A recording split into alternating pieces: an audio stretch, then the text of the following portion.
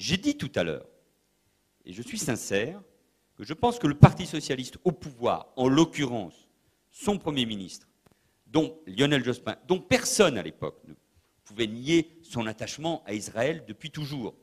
Merde, quand même!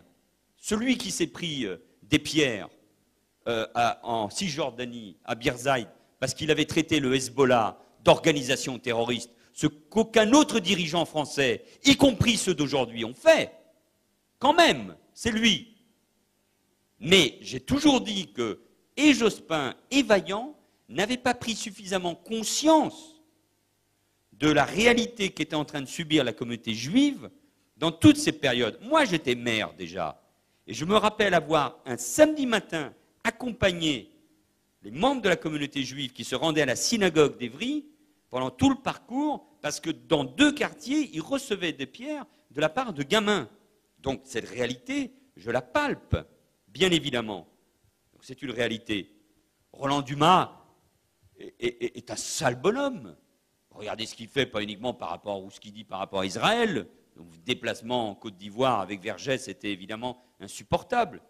Il a été le ministre de François Mitterrand. Qui peut nier ici, je ne suis pas un mitterrandiste, mais que François Mitterrand a eu, vis-à-vis d'Israël, les gestes nécessaires. Il a succédé à un président de la République de droite qui regardait Israël depuis la Jordanie avec des jumelles. Donc la gauche, de ce point de vue-là, cher monsieur, n'a pas non plus de leçons à recevoir. Enfin, info. Oui, et ça a été déshonorant.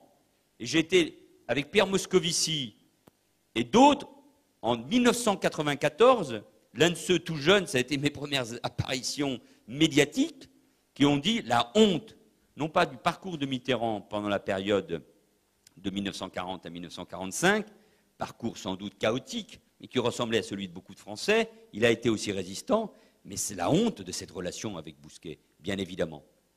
Bien évidemment. Bien évidemment. Et quand vous en parlez avec Badinter et Jacques Attali, ils ont du mal à vous répondre à cela. Alors qu'ils se sont retrouvés, succédant au précédent, à un rendez-vous de Mitterrand avec Bousquet. Donc, pas de problème là-dessus, cher monsieur, si vous voulez qu'on aille jusqu'au bout du débat. Troisièmement, je me méfie aussi de tout ce qui circule sur Internet et sur Martine Aubry sur ces questions-là. Mais, franchement, le même Nicolas Sarkozy, que beaucoup d'entre vous ont plébiscité en 2007, considérant que c'était le seul ami d'Israël et le protecteur de la communauté juive dans notre pays, c'est le même qui a passé un accord pour créer les conditions de l'islam de France avec l'UOIF. Le même qui débattait, à juste raison, avec Tariq Ramadan pour le pousser dans ses retranchements, et il a eu raison. À gauche, il y en a eu un seul qui a débattu avec Tariq Ramadan. C'est moi. Il est venu à Évry, remplir toute la mosquée d'Évry, pour tenir des propos me concernant. Ça ne m'a pas empêché de faire 70% au premier tour des municipales. Comme quoi, il faut être relativement tranquille par rapport à ces questions-là.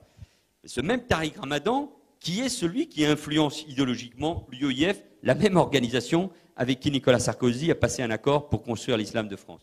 Ça veut dire que tout ça est un peu ambigu. En tout cas, moi, ce que je peux vous dire, parce que je ne parle que pour moi, c'est que la lutte contre l'antisémitisme, je vous dis ça pour des raisons politiques, historiques, ma famille est profondément liée à Vladimir Yankelevitch, qui a écrit le plus beau livre qu'on puisse écrire sur l'imprescriptible et sur la Shoah.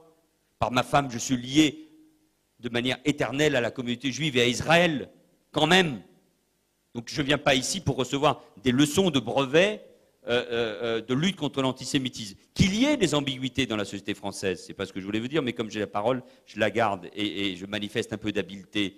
Mais en tout cas, qu'il y ait plus que de l'ambiguïté dans la société française, dans de nombreux cercles, à gauche comme à droite, mais évidemment, c'est pour ça qu'il faut être impitoyable, clair sur ces questions, bien évidemment.